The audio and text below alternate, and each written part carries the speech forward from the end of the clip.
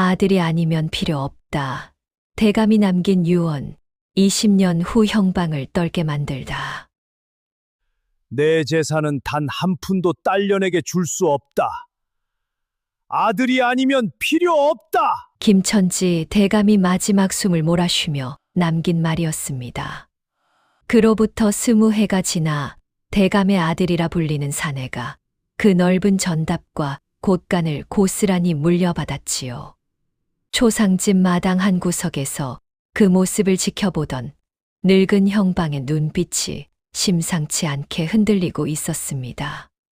그런데 이 유산상 속에는 아무도 알아서는 안 될 비밀이 하나 숨겨져 있었습니다. 안녕하세요. 구독과 좋아요를 눌러주세요. 흥미롭고 재미있는 이야기가 곧 시작됩니다. 옛날 옛적 경상도 안동 인근의 청암골이라는 고을이 있었습니다. 이 고을에서 가장 넓은 땅을 가진 이는 단연 김천지 대감이었습니다. 젊어서 한양에서 벼슬살이를 하다가 낙향한 뒤 논밭을 늘리고 곳간을 채우는 데만 평생을 바친 사람이었지요.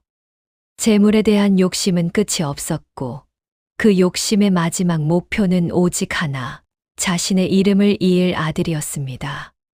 같은 고을 변두리에는 시연이라는 노인이 살고 있었습니다. 한때는 관아의 형방으로 이름을 날리던 사람이었지요. 도둑을 잡는 눈썰미가 남달라서 시연이 나서면 못 풀 사건이 없다는 말이 돌 정도였습니다. 하지만 나이가 들어 몸이 예전 같지 않자 스스로 자리에서 물러났습니다. 지금은 작은 초가에서 약초나 캐고 마당에 닭이나 돌보며 살고 있었지요.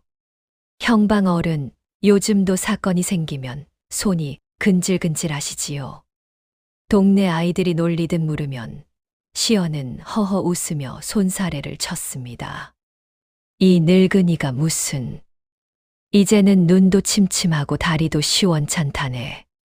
말은 그렇게 했지만 사실 시연의 마음 한구석에는 늘 아쉬움이 남아 있었습니다. 세상에는 아직도 억울한 일이 많은데 자신은 그저 지켜만 보는 처지가 되었다는 것이 씁쓸했지요. 시연에게는 남들에게 잘 말하지 않는 사연이 하나 있었습니다. 젊었을 적 시연에게도 아들이 하나 있었습니다. 하지만 그 아들은 열병을 앓다가 어린 나이에 세상을 떠나고 말았습니다. 그날 이후로 시연은 자식이 잃은 슬픔을 일에 쏟아부었습니다. 억울한 사람의 사정을 들을 때마다 마치 자신의 자식을 지키지 못한 죄를 씻어내려는 듯 더욱 매섭게 진실을 파고들었지요. 사람들은 그런 시연을 두고 지독하다고도 했지만 정작 시연 자신은 그것이 자신이 살아가는 유일한 이유임을 알고 있었습니다. 그런 그였기에 부모 자식 간의 인연이 얽힌 일에는 유독 마음이 쓰였습니다. 자신이 지키지 못한 아들 대신 세상의 다른 자식들만은 부당한 일을 겪지 않기를 바라는 마음이었는지도 모릅니다. 시연의 하루는 단조로웠습니다. 새벽이면 마당을 쓸고 낮이면 산에 올라 약초를 캐고 저녁이면 마루에 앉아 지나온 사건들을 곱씹었습니다. 젊은 시절에는 밤낮 없이 이 고을 저 고을을 뛰어다니며 도둑을 쫓고 억울한 이의 말을 들어주었는데 이제는 그런 날들이 아득한 예실처럼 느껴졌습니다.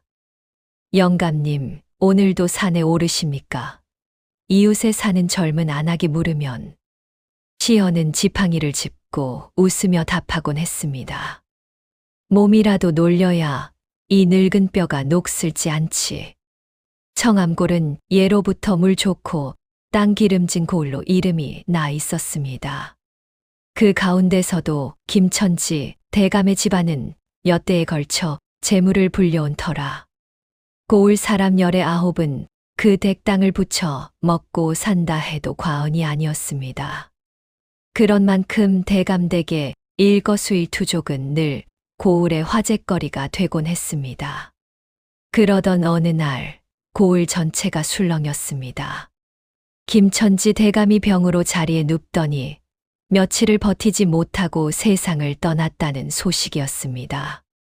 대감이 숨을 거두기 직전 마지막으로 남긴 말이 있었다고 했습니다. 내 재산은 단 한 푼도 딸년에게 줄 수 없다. 아들이 아니면 필요 없다. 이 말은 삽시간에 온 고을에 퍼졌습니다. 대감에게는 딸이 하나 있었지만 어릴 적부터 살림에서 밀려나 존재감이 없다시피 했습니다. 반면 아들이라 불리는 이는 집안의 모든 것을 물려받을 사람으로 떠받들어지고 있었습니다. 그 아들의 이름은 윤서였습니다. 대감의 딸은 혜원이라 불렸습니다. 혜원은 어려서부터 총명하기로 소문이 자자했지만 여식은 시집만 잘 가면 그만이다는 아버지의 말 한마디에 글 공부조차 제대로 배우지 못했습니다. 그런데도 혜원은 몰래 오라비의 서책을 빌려 읽으며 스스로 글을 익혔습니다.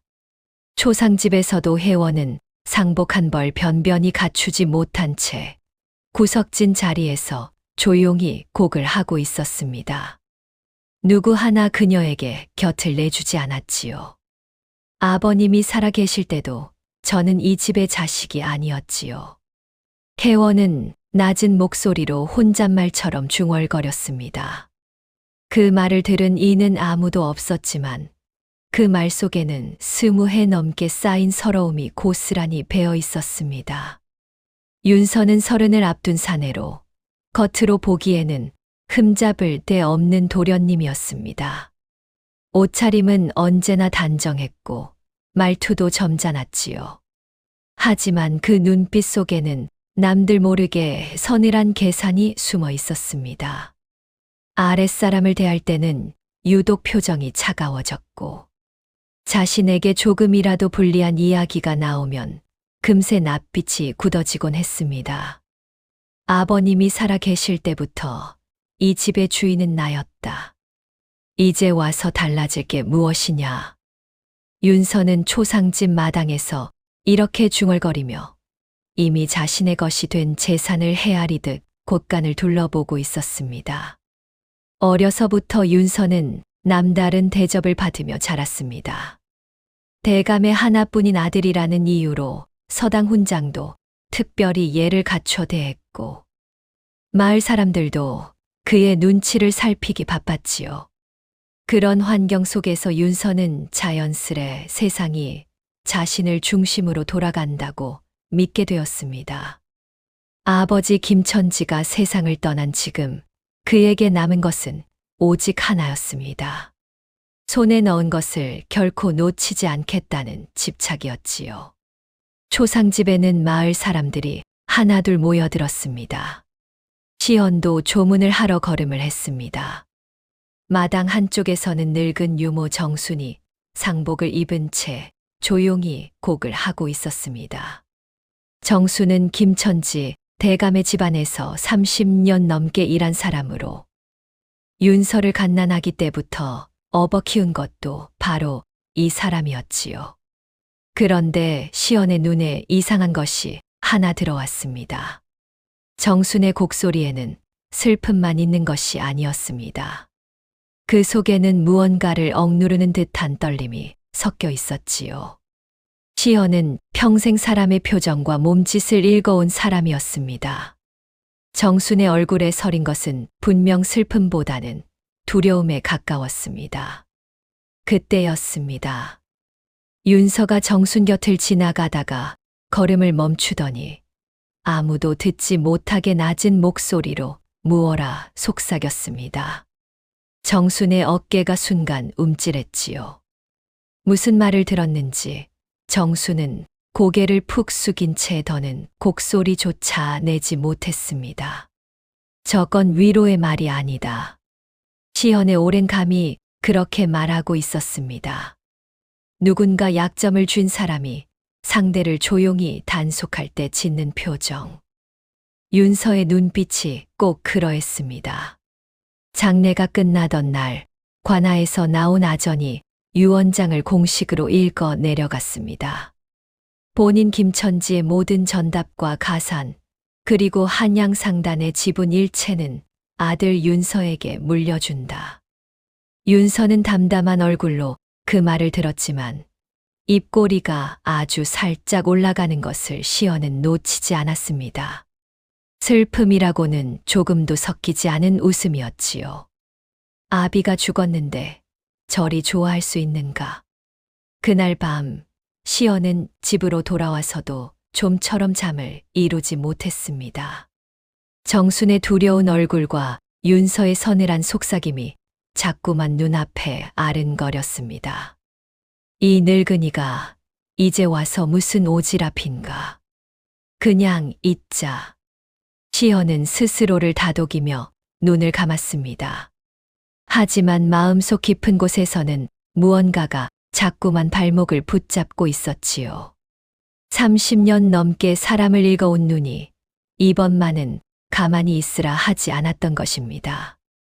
며칠이 지나자 윤서의 행동은 완전히 달라졌습니다. 이 집의 하인들 중 절반은 내보내라. 밥값도 아까운 것들이니. 윤서는 오랫동안 김천지, 대감을 모셔온 늙은 하인들을 하나둘 내쫓기 시작했습니다. 그런데 정순만은 예외였습니다. 유모는 그냥 있게. 대신 쓸데없는 소리는 입 밖에 내지 마시오. 이 말이 우물가를 타고 흘러 시연의 귀에까지 전해졌습니다. 쓸데없는 소리라니 대체 무슨 소리를 하지 말라는 것인가. 그러던 어느 날 시연은 약초를 캐러 산길을 오르다가 우연히 정순과 마주쳤습니다. 정순은 산 중턱의 작은 선앙당 앞에 홀로 앉아 있었지요. 시연이 조심스레 말을 건네자 정순은 화들짝 놀라며 고개를 들었습니다. 안색이 영 좋지 않소만. 나이가 드니 여기저기 성한 데가 없지요. 정순이 애써 웃으며 자리에서 일어나려는 순간 옷고름 사이로 작은 무언가가 살짝 드러났다가 다시 감춰졌습니다. 옥으로 만든 놀이개 같은 물건이었습니다. 하인이 지니기에는 지나치게 귀해 보였지요. 그건 무엇이요? 정순의 얼굴이 새하얗게 질렸습니다. 아무것도 아닙니다. 그럼 저는 이만. 정순은 뒤도 돌아보지 않고 서둘러 산길을 내려갔습니다. 그 뒷모습을 바라보던 시연의 머릿속에 오래전 잊고 있던 감각이 되살아나기 시작했습니다. 무언가 있다. 분명히 무언가가 있어. 산을 내려오는 시연의 발걸음은 오랜만에 활기를 띠고 있었습니다. 샵샵 2장. 20해 전의 흔적. 그날 이후로 시연은 마음을 정했습니다. 어차피 남은 인생 궁금한 걸 그냥 덮고 죽을 수는 없지 않은가. 시연은 지팡이를 짚고 관아로 향했습니다. 옛 동료였던 아전에게 20해 전 김천지 대감댁 아들 출생 기록을 물었습니다.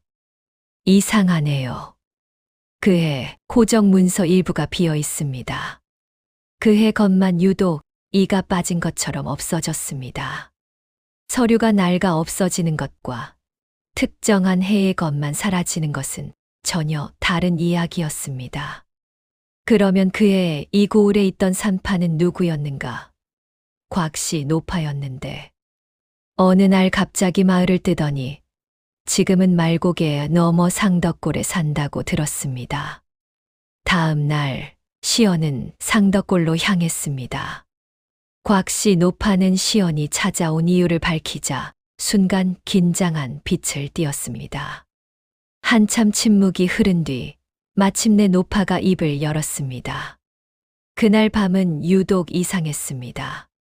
대감마님 부인께서 산고 끝에 아들을 낳으시고 그대로 숨을 거두셨지요. 그날 밤 집사 어른이 저를 따로 불러 갓난 아기를 유모에게 맡겨 잠시 밖으로 내보내라 하셨습니다. 유모가 아기를 안고 나간 사이 집안에서 무슨 일이 있었는지는 저도 정확히는 모릅니다. 다만 다음 날 아침 아기의 얼굴이 어딘가 달라 보였습니다. 산모배 속에서 10달을 지낸 아기 얼굴을 산파가 못 알아볼 리가 있겠습니까? 그런 말을 입 밖에 냈다가는 목숨이 위태로울 것 같아 그날로 짐을 싸서 이 고을을 떠난 것입니다. 그럼 원래 태어난 아기는 어찌 되었단 말이오? 그건 저도 모릅니다. 다만 대감마님께서 아기가 태어나던 그 순간 이름을 하나 지어 부르셨다는 것은 들었습니다. 천묵이라 하셨다지요. 그런데 이상하게도 그날 이후로 아무도 그 이름을 다시 입에 올리지 않았습니다. 천묵 시어는 그 이름을 마음속 깊이 새겼습니다. 곽씨 어른, 혹시 그날 밤 집사 어른 말고 다른 이도 함께 있었습니까? 시언이 다시 물었습니다. 곽씨 노파는 잠시 눈을 감고 그날의 기억을 더듬었습니다. 그러고 보니 유모 정순 말고도 그 댁 안방마님 몸종이었던 계집아이 하나가 밖에서 서성이고 있었습니다. 이름이 아마 순덕이라 했던가요. 그 아이도 무언가 알고 있는 눈치였는데 얼마 지나지 않아 이 고을을 떠났다고 들었습니다. 새로운 이름이 하나 더 나왔습니다. 시어는 상덕골에서 며칠을 더 묵으며 순덕이라는 여인의 행방을 수소문했지만 이미 다른 지방으로 시집을 가버려 찾을 길이 요원했습니다. 시어는 아쉬움을 뒤로한 채 우선 확인할 수 있는 것부터 확인하기로 마음먹었습니다. 며칠을 더 머물며 주변을 살피던 시어는 그 무렵 정순에게도 갓난아기가 있었다는 사실을 알게 되었습니다. 정순도 그 무렵 아이를 낳았지요. 하지만 얼마 안 가 아이를 잃었다는 소문이 있었습니다. 아이를 잃었다. 아니면 다른 곳으로 보내진 것인가. 시어는 마음이 무거워졌습니다. 자신도 자식을 잃어본 사람이었기에 정순의 그 아픔이 남 일 같지 않았습니다. 만약 정순이 자신의 친자식을 어딘가로 떠나보내야 했다면 그 세월 동안 얼마나 가슴을 치며 살아왔을지 짐작이 갔습니다. 그 사람도 나만큼이나, 아니 어쩌면 나보다 더 깊은 상처를 안고 살아왔겠구나. 이런 생각이 들자 시어는 정순을 무작정 다그치기보다 그 마음을 먼저 헤아려야겠다고 다짐했습니다. 사람은 죄를 추궁당할 때보다 자신의 아픔을 알아주는 이 앞에서 더 쉽게 마음을 여는 법이었습니다. 시연의 머릿속에서 조각들이 하나둘 맞춰지기 시작했습니다. 정순이 자신의 갓난아기를 안고 밖으로 나간 사이 집안에서는 두 아기가 뒤바뀌었을 가능성이 있었습니다. 그런데 그 다른 아이는 누구의 아이였을까요? 시연은 당시 대감댁 집사였던 박 씨를 떠올렸습니다. 몇 해 전 세상을 떠난 그 박 씨 집사에게는 아들이 하나 있었는데 그 아들의 이름이 다름 아닌 윤서였습니다. 설마 시연은 걸음을 멈췄습니다. 등에서 식은땀이 흘렀습니다. 윤서가 김천지 대감의 친아들이 아니라 집사 박 씨의 아들이었다면, 그리고 진짜 아들 천묵이 그날 밤 다른 곳으로 빼돌려졌다면 모든 앞뒤가 들어맞았습니다. 시연은 곧바로 박 집사가 살던 옛집을 찾아갔습니다. 박 집사는 세상을 떠났지만 그 부인은 아직 고을 변두리 작은 집에서 홀로 살고 있었습니다. 시연이 찾아오자 박 씨 부인의 얼굴에는 경계의 빛이 역력했습니다. 형방 어른께서 이 누추한 곳까지 어인 일이십니까? 20해 전 남편분께서 김대감댁에서 하셨던 일에 대해 여쭙고 싶은 것이 있어 왔습니다. 박 씨 부인의 낯빛이 삽시간에 굳어졌습니다. 저는 아무것도 모릅니다. 그이가 무슨 일을 했는지 저한테는 이런 반구도 말한 적이 없습니다. 그렇습니까? 그럼 혹시 그해 겨울 남편분이 갑자기 큰 돈을 손에 쥔 일은 없었습니까? 박 씨 부인의 손이 미세하게 떨리기 시작했습니다. 오랜 세월 사람의 반응을 살펴온 시연의 눈은 그 떨림을 놓치지 않았습니다. 그런 걸 왜 물으시는지 모르겠습니다. 저는 더 드릴 말씀이 없습니다. 부인은 서둘러 문을 닫으려 했습니다. 그런데 문이 닫히기 직전 시연은 나지막이 한마디를 던졌습니다. 부인, 아드님이 지금 부당하게 얻은 자리 위에 서 있습니다. 그 죄가 언젠가 드러나면 아드님 혼자 그 벌을 다 짊어지게 될 것입니다. 지금 사실대로 말씀해 주신다면 적어도 정상은 참작될 것입니다. 문틈으로 잠시 침묵이 흘렀습니다. 이윽고 부인이 다시 문을 살짝 열었습니다. 눈에는 눈물이 그렁그렁했습니다. 그이가 죽기 전에 딱 한 번 취중에 이런 말을 한 적이 있습니다. 내가 죽으면 윤서에게 문갑을 전해다오. 거기 적힌 것을 보면 그 아이도 제 근본을 알게 될 것이다라고요. 저는 그게 무슨 소리인지 몰라 그냥 흘려들었는데 설마 그게 이런 일이었을 줄은. 그 문갑은 지금 어디 있습니까? 윤서 도련님이 붙인 유품을 정리하며 가져가셨을 겁니다. 시헌의 눈이 번뜩였습니다. 그 문갑 속에 든 것이야말로 20해 전 진실을 밝힐 결정적인 증거가 될 것이었습니다. 하지만 그것을 손에 넣는 일은 결코 쉽지 않을 터였습니다. 청암골로 돌아오는 길, 시연의 머릿속은 복잡했습니다.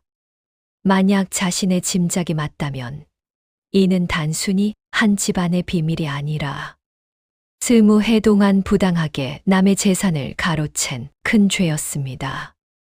그리고 그 죄의 그늘 아래서 어딘가에 있을 진짜 대감의 아들은 자신이 누구인지도 모른 채 살아가고 있을 것이었습니다. 그 아이는 지금 어디서 어떤 삶을 살고 있을까? 시헌은 곧장 정순을 찾아가 이번에는 단도직입으로 물었습니다. 유모, 20해 전 그날 밤 무슨 일이 있었는지 말해 주시오. 정순의 얼굴이 하얗게 질렸습니다. 그 이야기는 아무에게도 하지 않기로 맹세했습니다. 박 집사님께요. 그리고 그때 방문 밖에서 인기척이 들리더니 윤서가 서 있었습니다. 은퇴하신 형방 나리께서 여기까지 웬일이십니까? 정수는 이 집의 사람이니 함부로 시간을 뺏지 말아 주셨으면 합니다. 정중한 말투 속에 분명한 경고가 담겨 있었습니다. 시연은 일단 자리에서 물러났습니다.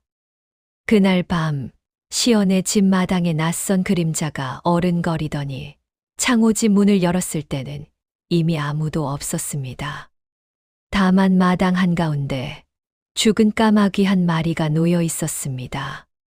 더 캐고 다니면 좋지 않을 것이라는 무언의 경고였지요. 허허, 이것 참, 시연은 두려움보다는 오히려 확신이 굳어지는 밤을 보냈습니다. 아무 잘못도 없는 사람에게 이런 식으로 겁을 줄 까닭이 없었기 때문입니다. 샵샵 3장. 벼랑 끝 까마귀 사건이 있고 나서 며칠 청암골에는 이상한 소문이 돌기 시작했습니다.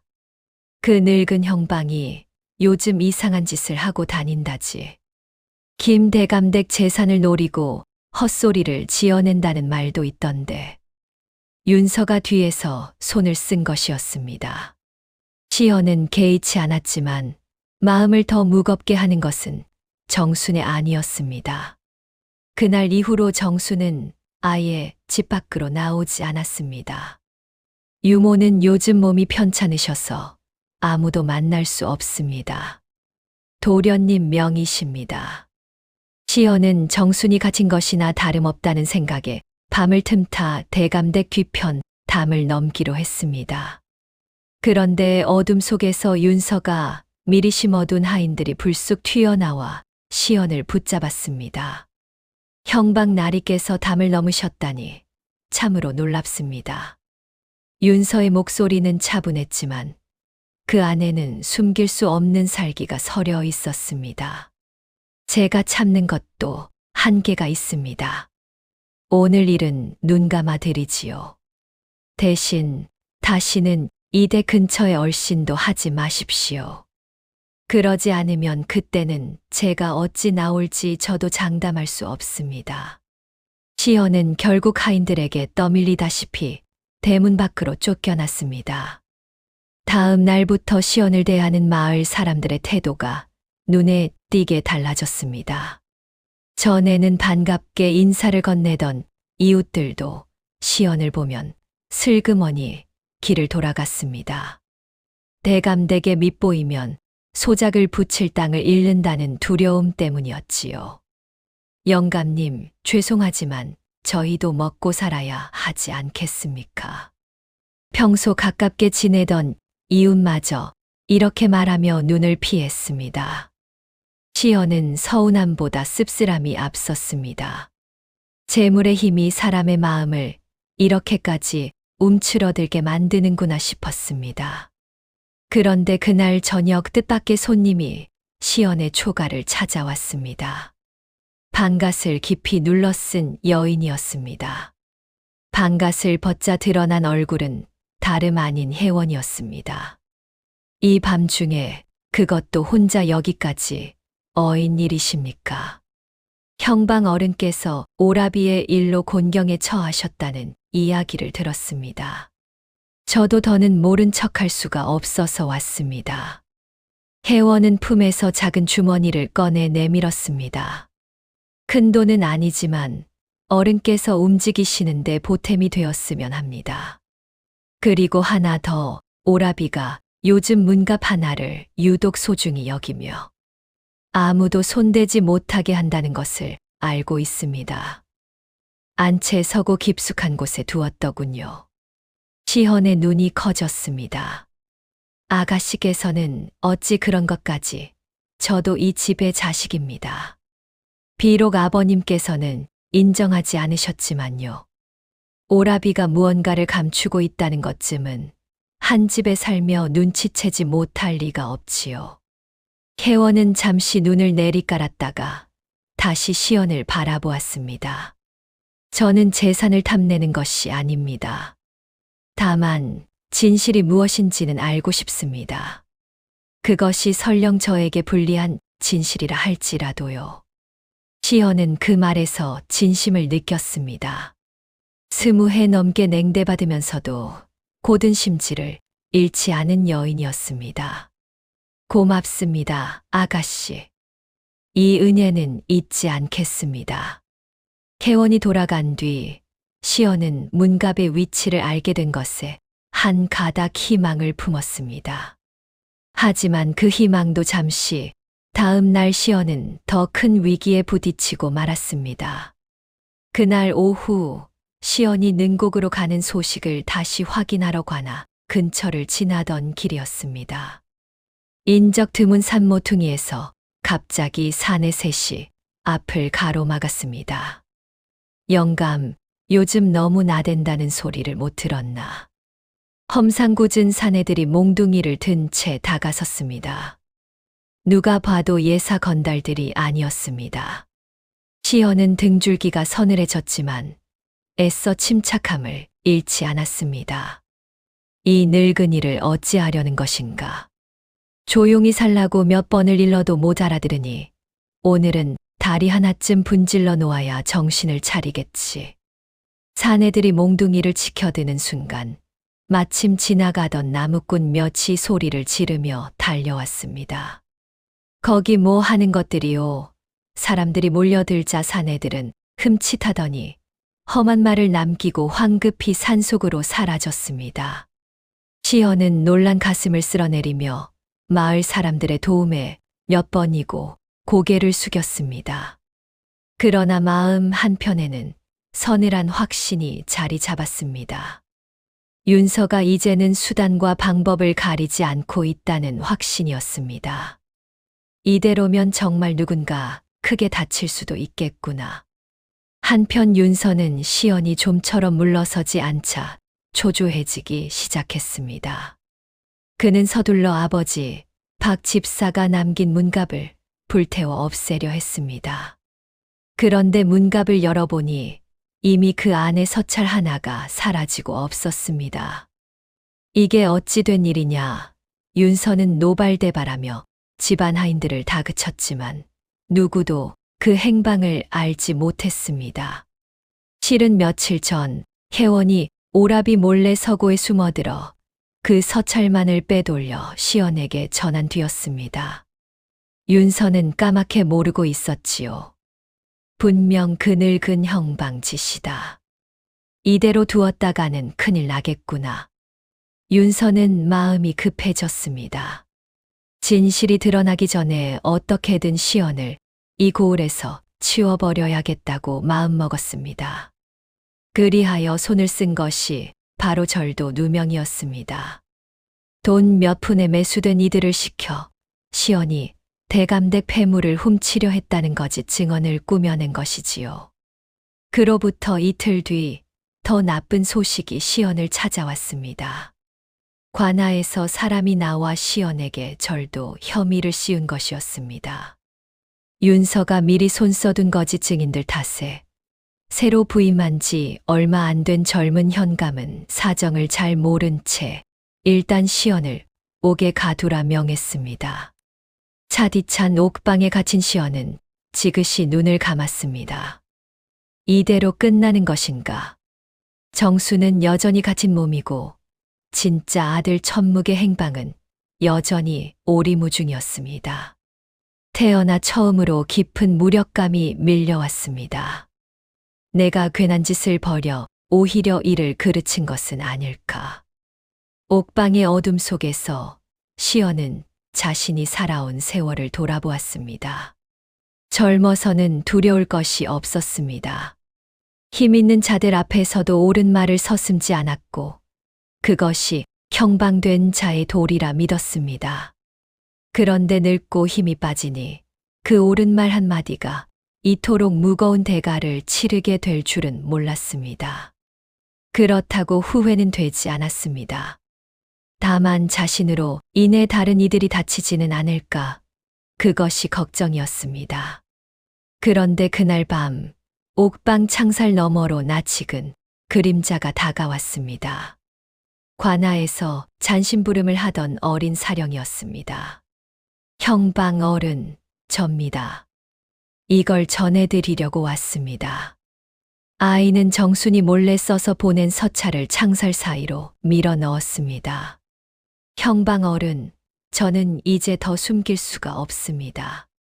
20해 전 그날 저는 제 손으로 대감마님의 진짜 아들을 능곡마을 최서방 내외에게 맡겼습니다. 아이의 베네쩌고리에 옥패를 함께 넣어보냈지요. 옥패에는 하늘천 자가 새겨져 있습니다. 저와 같은 것으로 한 쌍이었습니다. 부디 능곡으로 가시어 진실을 찾아주십시오. 시헌의 눈시울이 뜨거워졌습니다. 정수는 죽음을 각오하고서라도 마지막 진실을 전해온 것이었습니다. 어른, 서두르셔야 합니다.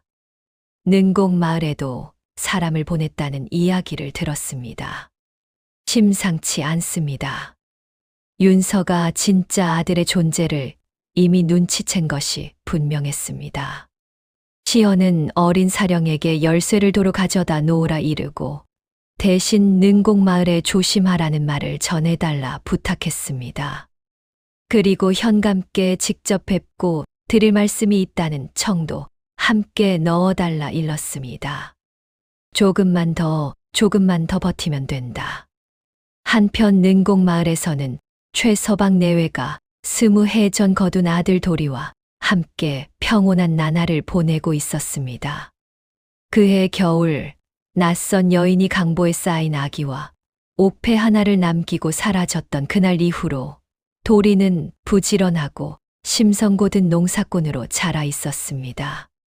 최서방 내외는 자식이 없어 애를 태우던 차에 하늘이 내려준 선물이라 여기며 도리를 정성껏 길렀습니다. 도리 또한 두 사람을 친부모처럼 따르며 자랐고 마을에서도 성실하고 인정 많은 청년으로 소문이 자자했습니다. 이따금 자신의 출생에 대해 궁금해할 때도 있었지만 최서방 내외의 사랑이 워낙 깊었기에 굳이 캐묻지 않았습니다. 그런데 며칠 전부터 낯선 사내들이 마을 어귀를 서성이며 도리의 집을 살피고 있었습니다. 폭풍 전야와도 같은 고요함이 능곡 마을을 감돌고 있었습니다. 샵샵 내장. 20해 만의 진실 다음 날 아침 현감은 옥에 갇힌 늙은 형방이 직접 뵙고 드릴 말씀이 있다는 청에 고개를 갸웃하며 시언을 불러들였습니다. 시언은 그동안 조사한 것을 하나하나 풀어놓았습니다. 산파 곽 씨의 증언, 사라진 호적 문서, 정순이 몰래 전해온 서찰, 그리고 박 씨 부인에게서 들은 이야기까지. 그 말이 사실이라면 이는 결코 가벼운 일이 아니다. 허나 증거가 없이는 함부로 움직일 수 없다. 하여 청을 드리는 것입니다. 능곡 마을에 사람을 보내주십시오. 최서방이라는 이의 아들이 위험할지도 모릅니다. 현감은 한참을 고민하다가 시언의 그간 명성과 절박한 눈빛을 믿어보기로 했습니다. 좋다. 우선 절도 혐의는 잠정 보류하고 형방을 옥에서 풀어주도록 하라. 대신 이 일이 헛것이라면 그 죄까지 함께 물을 것이야. 옥문이 열리고 바깥바람을 다시 마신 시언은 잠시 눈을 감고 깊이 숨을 들이쉬었습니다. 갇혀있던 하루가 마치 10년처럼 길게 느껴졌습니다. 현감은 마침내 결단을 내려 군졸들을 능곡으로 급파했습니다. 시언도 함께 나섰습니다. 능곡 마을에서는 상황이 급박하게 돌아가고 있었습니다. 윤서가 보낸 사내들이 최서방의 집으로 들이닥친 것이었습니다. 이 집에 20해 전 거둔 아이가 있다지. 대체 무슨 소리요? 최서방이 몸으로 막아섰지만 힘없이 밀쳐졌습니다. 밭에서 돌아오던 도리가 달려오는 순간 저 멀리서 말발굽 소리가 요란하게 울렸습니다. 멈추어라. 관아의 명이다. 사내들은 큼칫 놀라 주랭랑을 놓았습니다. 뒤늦게 도착한 시언이 가쁜 숨을 몰아쉬며 물었습니다. 실례가 되지 않는다면 도리가 지녔다는 옥패를 좀 보여주실 수 있겠습니까? 최서방 내외가 안방 깊숙한 곳에서 낡은 보자기를 꺼내왔습니다. 옥패 표면에는 과연 하늘천 자가 정갈하게 새겨져 있었습니다. 정순이 지니고 있던 것과 한 쌍을 이루는 물건이 틀림없었습니다.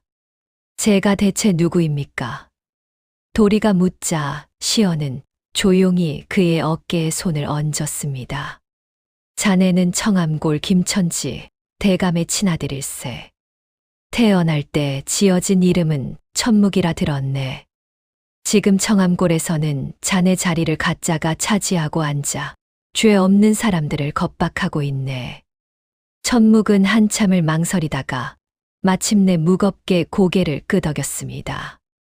그날 밤 천묵은 잠을 이루지 못하고 마당을 서성였습니다.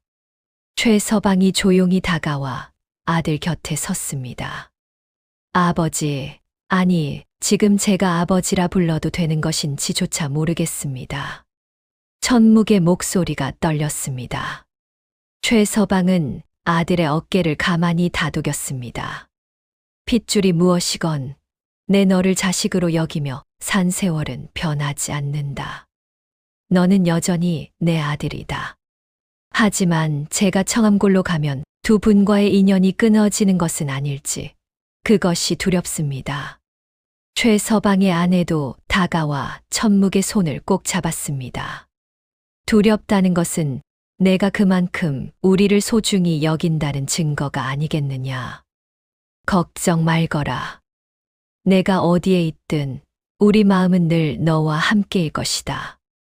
오히려 내가 가야 할 길에서 도망친다면 그것이야말로 우리를 슬프게 하는 일이다. 어머니, 천묵의 눈에서 눈물이 흘러내렸습니다. 20해를 키워준 부모의 넓은 마음 앞에 천묵은 비로소 굳은 결심을 다질 수 있었습니다. 알겠습니다. 가겠습니다. 하지만 진실을 밝힌 뒤에도 저는 언제까지나 두 분의 아들입니다. 그렇게 천묵은 흔들리던 마음을 다잡고 청암골로 향할 채비를 마쳤습니다. 청암골로 향하기 전 시어는 한 가지 절차를 더 거치기로 했습니다.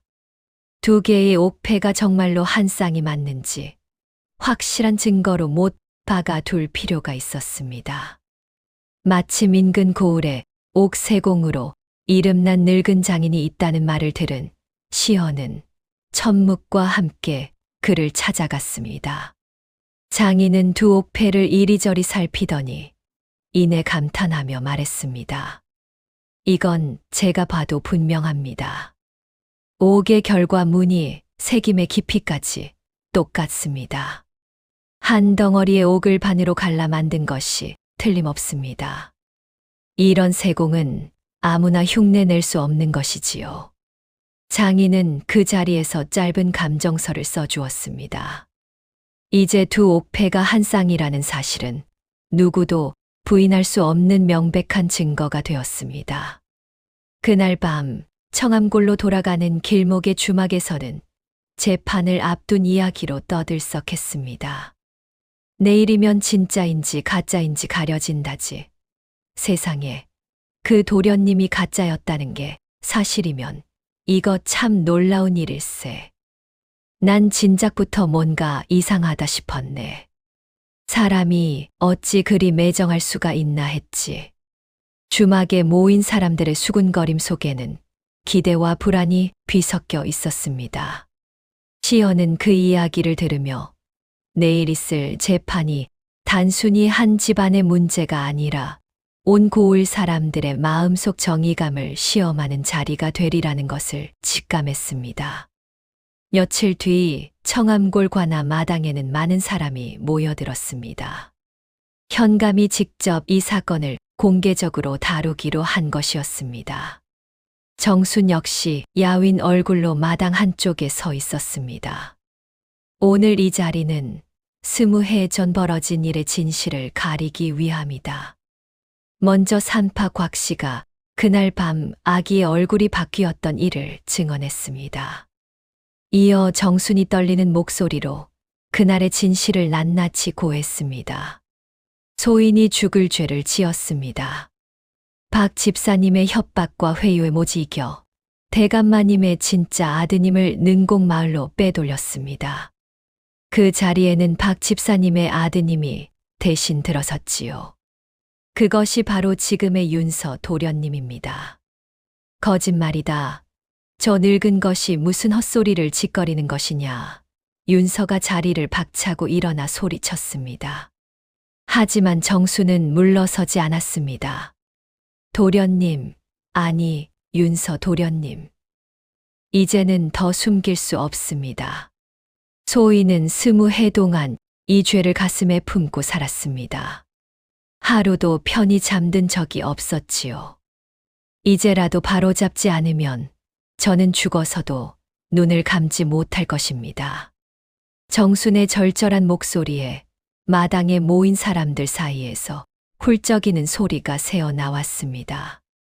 30년 넘게 이 집안을 위해 헌신해 온 늙은 유모의 진심이 사람들의 마음을 움직인 것이었습니다.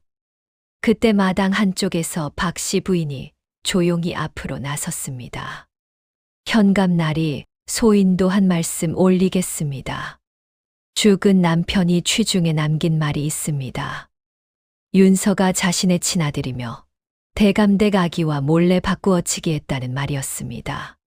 그때는 그저 취한 사람의 헛소리인 줄로만 알았는데 이제 와 생각하니 그것이 진실이었던 모양입니다. 박 씨 부인의 증언에 마당은 또다시 술렁였습니다. 윤서의 얼굴이 점점 창백해졌습니다. 어머니까지 어찌 이러십니까?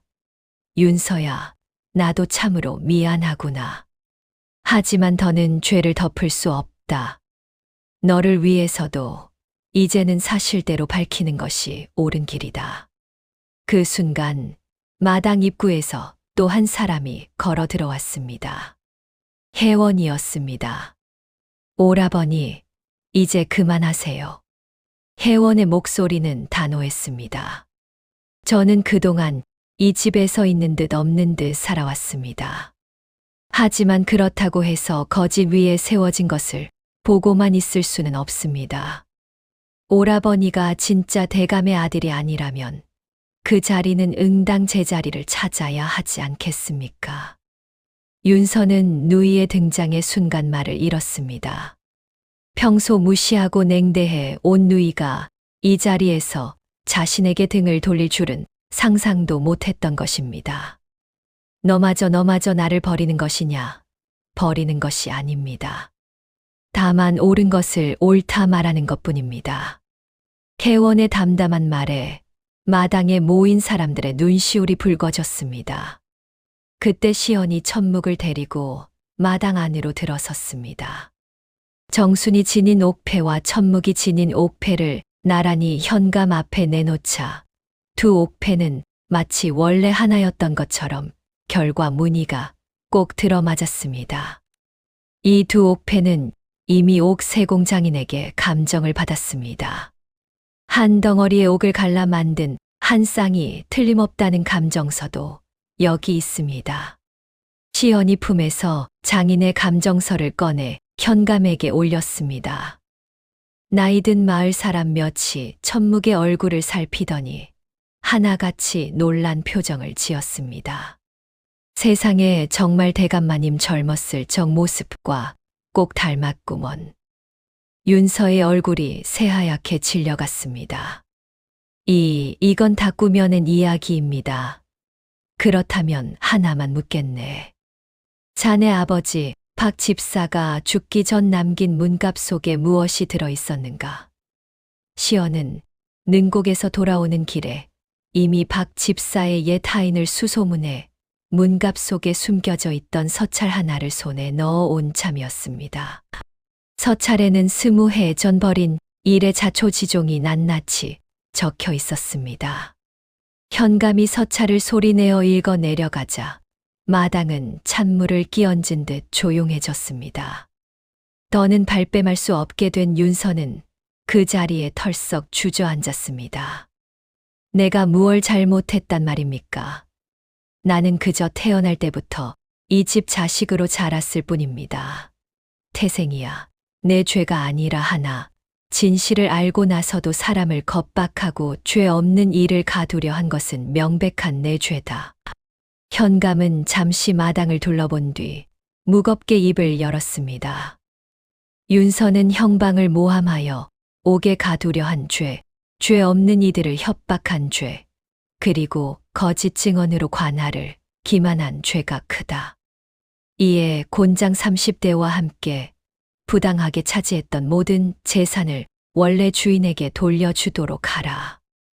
윤서는 그 자리에서 끌려 나갔습니다. 한때 청암골에서 가장 위세등등하던 그 모습은 온데간데 없이 그저 초라한 죄인의 뒷모습만이 남았습니다. 마당에 모인 사람들은 저마다 한마디씩 보태며 술렁였습니다. 세상에 그 도련님이 집사의 아들이었다니. 그러게 말일세. 사람 겉모습만 보고는 알 수 없는 노릇이야. 그나저나 진짜 대감마님 아드님은 참으로 심성이 고다 보이시는구먼. 마을 사람들의 시선은 이제 자연스레 천묵에게로 향했습니다. 천묵은 갑작스레 쏟아지는 관심에 어찌할 바를 몰라 하면서도 애써 담담하게 고개를 숙여 인사했습니다.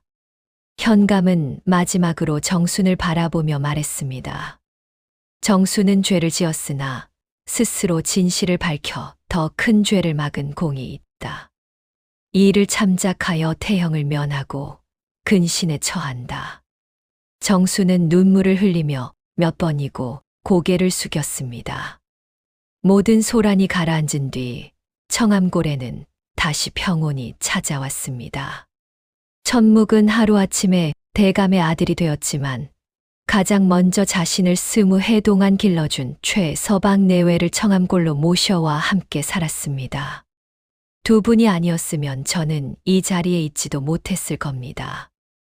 또한 천묵은 아버지가 매몰차게 내쳤던 누이, 즉 김천지 대감의 딸을 찾아가 손을 내밀었습니다.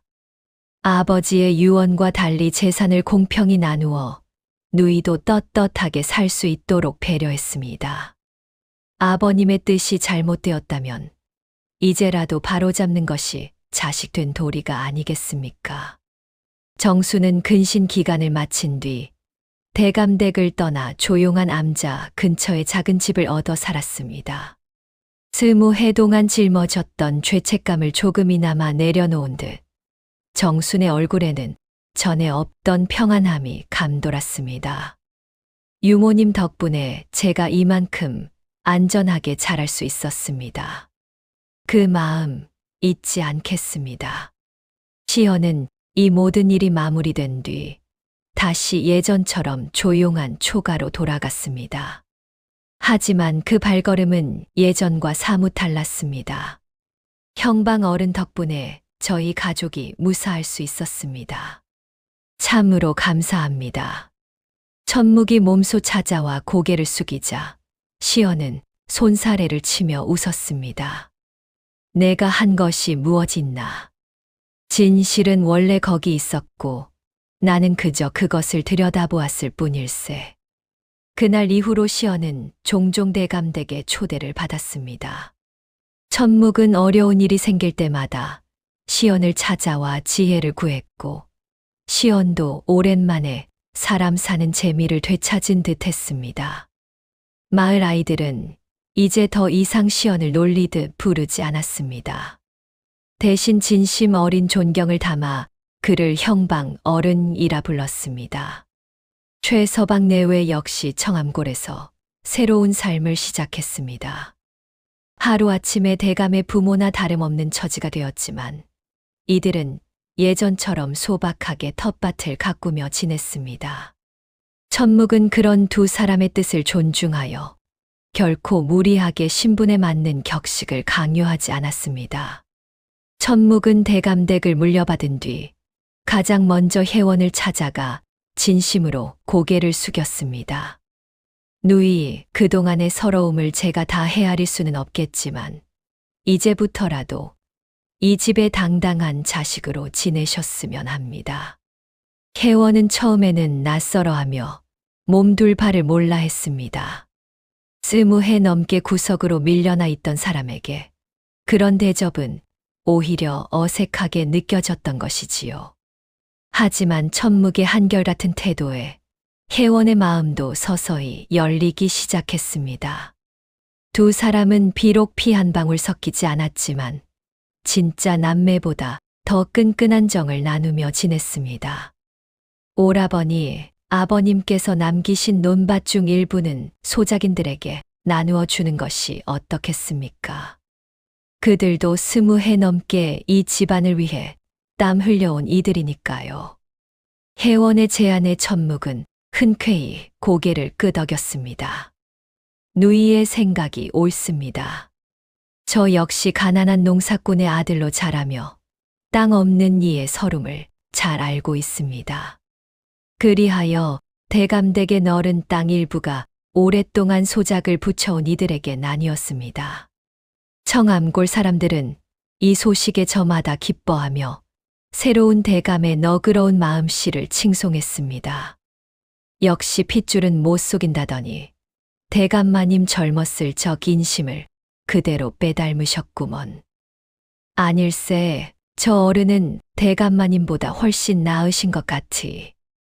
대감마님은 재물에 그리 집착하시더니 이번 도련님은 나눌 줄을 아시지 않나. 이런 이야기가 오갈 때마다 천묵은 그저 겸연쩍게 웃을 뿐이었습니다. 김천지 대감의 딸 역시 오랜 서름을 씻어내고 오라비 천묵과 함께 집안을 다시 일으키는데 힘을 보탰습니다. 아버지가 남긴 그릇된 유언은 이제 아무도 기억하지 않았습니다.